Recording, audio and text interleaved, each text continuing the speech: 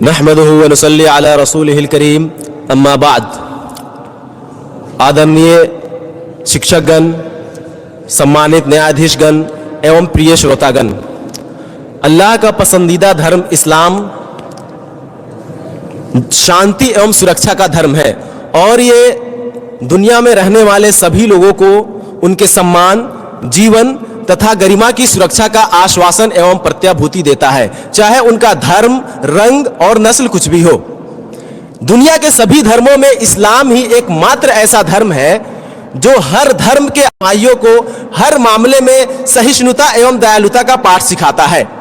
इस्लामी राज्य में रहने वाले गैर मुस्लिम अल्पसंख्यकों के सम्मान, जीवन तथा उनके अधिकारों की रक्षा करना सामान्य रूप से मुसलमानों और विशेष रूप से इस्लामी राज्य का कर्तव्य है। पैगंबर मोहम्मद सल्लल्लाहु अलैहि वसल्लम एवं आपके खलीफाओं रदियल्लाहु अन्हुम के काल में जिस प्रकार से गैर मुस्लिमों के अधिकारों की रक्षा की गई वो मानव इतिहास में अभूतपूर्व है, जिसका दूसरा कोई उदाहरण नहीं मिलता।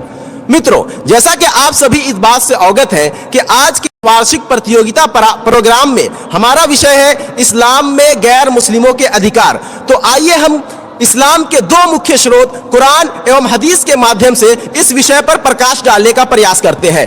मित्रों, इस्लाम में गैर मुस्लिमों के अधिकारों को मुख्यतः दो श्रेणियों में विभाजित किया गया है। प्रथम श्रेणी सामान्य अधिकार, द्वितीय श्रेणी विशेषाधिकार। तो आइए हम सर्वप्रथम सामान्य अधिकार पर चर्चा करते हैं। नंबर 1, आस्था की स्वतंत्रता।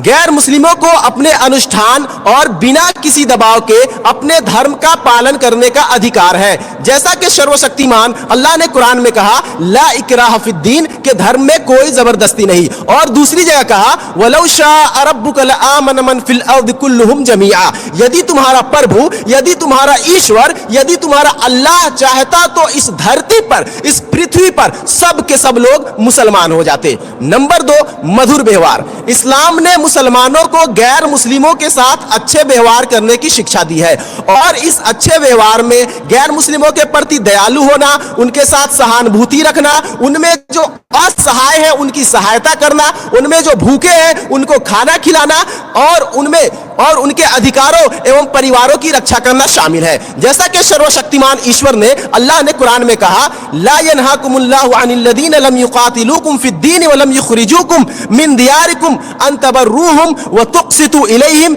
इन्नल्लाहा युहिब्बुल मुक़सितीन, कि अल्लाह तुम्हें उन लोगों के साथ भलाई करने एवं उनके साथ न्यायपूर्ण रहने से नहीं रोकता जिन्होंने न तुमसे तुम्हारे धर्म के कारण युद्ध किया और न ही तुमको तुम्हारे घरों से निकाला। नंबर 3, गैर मुस्लिमों के साथ न्याय करना। जैसा कि सर्वशक्तिमान ईश्वर ने कुरान में कहा ला यजरिमन्नकुम शनआन कौमिन अला अल्ला तअदिलु इअदिलु हुवा अक़रबु लित्तक़वा। अर्थात इसकी व्याख्या, इसका अर्थ यह है कि लोगों से शत्रुता, लोगों से द्वेष तुम्हें इस बात पर न उभारे, इस बात के लिए न उकसा तुम उनके बीच उनके साथ न्याय ही ना करो, बल्कि वो तुम्हारा मित्र हो या शत्रु, परिचित हो या अपरिचित, मुस्लिम हो या गैर मुस्लिम, सबके साथ न्याय करो। और ये तुम्हारा न्याय करना तकवा अर्थात धर्मनिष्ठा, पुण्यशीलता एवं धर्मनिष्ठा के करीब है। नंबर 4, गैर मुस्लिमों पर अत्याचार न करना। जैसा कि ईश्वर के दूत अल्लाह के रसूल सल्लल्लाहु अलैहि वसल्लम ने कहा अला मन ज़लम मुआहदन अम इंतक़सहु औ कल्लफहु फ़ौक़ ताक़तिही औ अख़ज़ मिन्हु शैअन बिग़ैर तीबि नफ़्सिन फ़अना हजीजुहु यौमल क़ियामा। अर्थात जो कोई भी अनुबंध करता, गैर मुस्लिमों पर अत्याचार करता है या उस पर उसकी क्षमता से अधिक बोझ डालता है या उसकी सहमति के बिना उससे कुछ लेता है, तो मैं क़यामत अर्थात पुनरुत्थान के दिन उसका प्रतिद्वंदी रहूंगा।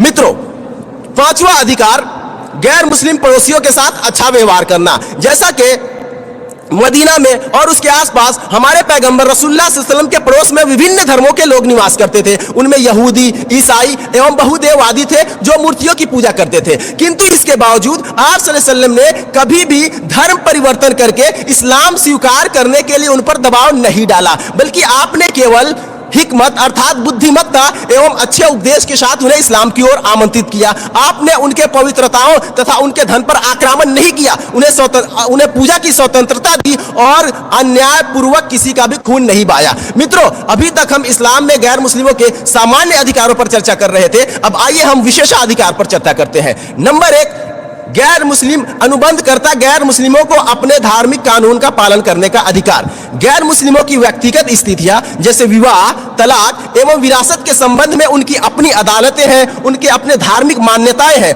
और उन्हें अपने धार्मिक मान्यताओं के अनुसार जो भी स्वीकार्य तथा वैध प्रतीत होता है उन्हें उसका पालन करने का अधिकार है, उन्हें उसका पालन करने की स्वतंत्रता है और इसके लिए उन्हें दंडित नहीं किया जा सकता। नंबर 2, उनके आपस के अनुबंध, संबंध, व्यवहार या जो सामाजिक परंपरा है वे वैध है और उनके द्वारा इस्लाम का उल्लंघन इनकी वैधता को प्रभावित नहीं करता। इसका प्रमाण अर्थात इसकी दलील यह है कि ईश्वर के दूत अल्लाह के रसूल सल्लल्लाहु अलैहि वसल्लम ने यहूदियों से खरीदारी की, उनसे उधार लिया एवं अपना जीरा अर्थात अपना कवच उनके पास गिरवी रखा। नंबर 3, गैर मुस्लिमों को अपने धर्म के अनुसार शादी करने का अधिकार। जैसा कि इमाम इब्न अल क़य्यिम ने अपनी पुस्तक अहकाम अहले ज़िम्मा में कहा कि इस्लाम के किसी भी इमाम ने यह निर्धारित नहीं किया, यह सिद्ध नहीं किया है कि गैर मुस्लिमों के विवाह अमान्य है और कोई भी ऐसा नहीं कह सकता है। मित्रों, ये थे इस्लाम में गैर मुस्लिमों के बहुत सारे अधिकारों में से कुछ अधिकार जिन्हें समय के अभाव के कारण बहुत ही संक्षिप्त में मैंने आप सबों के समक्ष रखा।